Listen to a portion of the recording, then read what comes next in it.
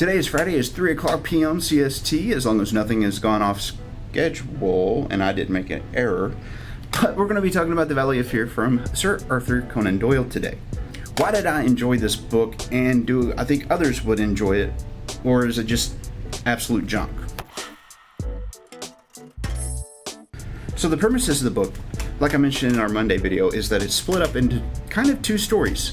The first part of the story, Sherlock has to figure out who killed the lord of this place. The second part of the book is the backstory of everything leading up to, I'm guessing, a year or two before things actually went haywire in this lord's place. They're two stories. They could be viewed as separate stories, but that's really not accurate. They could stand alone, independently of each other. One doesn't need the other to actually be a fully functional story, which I find interesting and like that mechanic, the tie-in between the two. Now granted, I know that back in the day, these kinds of things were wrote and released in magazines, so it would be like a serial publication. It makes sense to have the first story to try to get their information out there and get the hook into people so they want to find out what else is happening. Depending upon who you are, it could have been incredibly interesting or incredibly not interesting during that time period. So I'm thinking that that's the reason why the reviews were a little bit off. Sir Arthur Conan Doyle liked to write about things not necessarily fantastical. He would take knowledge and things that he learned about other places and then try to incorporate them into his writing so that the people of his area could find out things about the world without actually traveling. It was a really cool concept and a really cool thing to do. And I think that's one of the reasons why so many people migrate, navigate, flock to these creators like Casey Neistat and Peter McKinnon, because they get to vicariously live through seeing what's being shown to them by somebody else. It doesn't hurt if they're a good storyteller. All those things wrap up into Sir Arthur Conan Doyle because he most certainly is an excellent storyteller. Now, on occasion, just like anybody else, he's going to have a story that's not really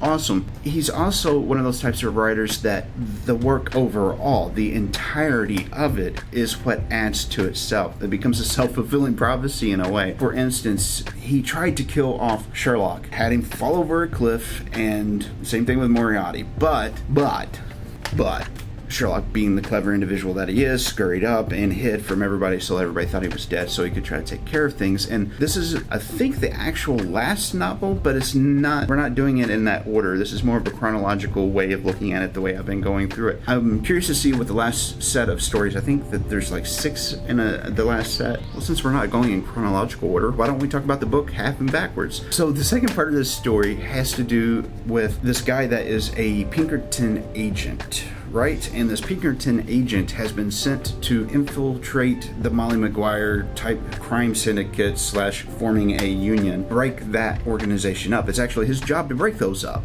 But we don't know that at the beginning. We find that out towards the very end of the book. All the stuff from the first part of the book and leading up to that all kind of falls into place and into line. As I was reading the first part of the story where this guy had fallen in love with somebody in America, moved to England, and then there's people from America traveling all the way to England to X him, that really, the person that I'm reading about right now, does not match up to a person that these types of people would really be upset with, and why would he be involved with them in the first place? So it had me incredibly curious about what was happening. Whenever we get to those pages that are the second story, you see this gentleman, James McParlin, that joined up with the Freemasons, but has now moved to this little back roads type of a place. They have their own Freemasonry type of a thing, and he comes off as a very fiery, quick to ignite tempered individual that's incredibly cunning, very smart, from Chicago is his backstory. But we don't know that's a backstory. He ends up just immediately getting into a fling with the cops and him telling them pretty much to shove off. And then there is some code that gets pushed back and forth, and he does a sign and a countersign with a fellow Mason and finds out that he's not alone and he can join up, and he needs to go talk to these individuals and specifically this body master to get things squared away. Now, as the story continues, he runs into a love interest, and then after he runs into this love interest, he falls in more and more with the Masons. He gets involved more and more with crime. And it's an interesting setup, the way that these people really aren't Masons or Freemasons at all.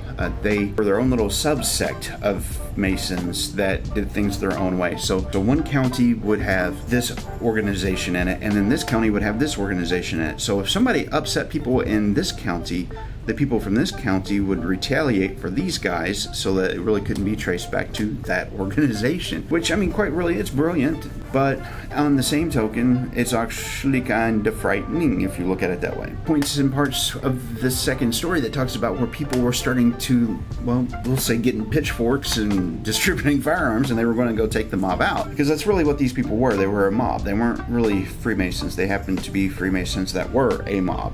Better way of putting it, yes. There's this one character, this older, distinguished gentleman type that was from Philadelphia that tries to talk some sense into James. Wants to share some of his feelings about how we have this decree where we're not supposed to hurt, we're supposed to be charitable, we're supposed to help out with everything. And here we are beating the crap out of people and killing them and making people disappear. You know, is this what we really signed up for? It was an interesting read. It was cool to see how that guy felt. It was cool to see the half and half struggle within James, the way that he was fulfilling this role quite beautifully in taking this body master that was pig-headed and stubborn and absolutely not a good person to run into, molding him like butter. Yes. It was very much like butter. However, it all comes down to they're trying to find out who the Pinkerton agent is. And so James invites them to his place. Come to find out it was him. He escapes very narrowly, makes it to England with love interest, and then that's where that ties into the first story. In the first story, his name was John Douglas. So he's the same person as this James McFarlane. At the beginning of this little novel, Sherlock Holmes gets a message from an anonymous agent of Professor Moriarty. It kind of gets a little interesting, mainly because we see more of what Professor Moriarty's background is, what he's capable of, and how far-reaching this guy really is. The message that Sherlock gets is in a cipher type of a form, and he and Watson goes through this, figures out what kind of a book that this cipher could be from because of the way things were numbered. They figure out, would it be a standardized book? Would it be this? Would it be this? And Sherlock walks, yet again, Watson through figuring out what it should have been. In this message, it's telling Sherlock that there's extreme danger coming to this individual. The rest of the information never came, probably because the guy was afraid he was going to get busted and killed. That would be my guess. And it's actually alluded to in the book as well, so it might be why it's my guess. Now, as we fast forward a little bit, one Inspector MacDonald arrives at Baker Street to talk with Watson and Sherlock. And that is where we find out that John Douglas has been murdered. And as a side note, there was a very specific type of a conversation that Sherlock had with Watson. And that specific conversation had to do with if Watson had said to the courts, this guy's a criminal, then it would be Watson's word against Moriarty's word. And it would be that the poor professor has been defamed, is slandered. The devious doctor would be the one that gets in trouble. And there's a lot of truth to that statement, because even in today's society, it's a lot like that. Now, MacDonald doesn't actually believe that it was Moriarty at all. He's like, no, why would he be tied into such a thing? Sherlock walks MacDonald through the process of, did you notice this painting? This painting was hanging specifically because it's to show what he had. He talks about all the bank accounts that he finds. He encourages the inspector to look into him, which is more of a curiosity type of a thing than actually expecting the inspector to do something about Moriarty. Now, in the Americas, we would call this guy Cecil. Overseas, I believe it would be Cecil. It is at this point where Sherlock and Watson, Inspector MacDonald, all go to Brillstone House. The murder scene's kind of a unique one. There's a gentleman there that's a frequent flyer of Bristol House, a Cecil. He hears this gunshot. He goes running down the stairs, finds the body with a shotgun laid across it, finds a note. That note, it just essentially has the call sign of Freemasons in America, and that call sign is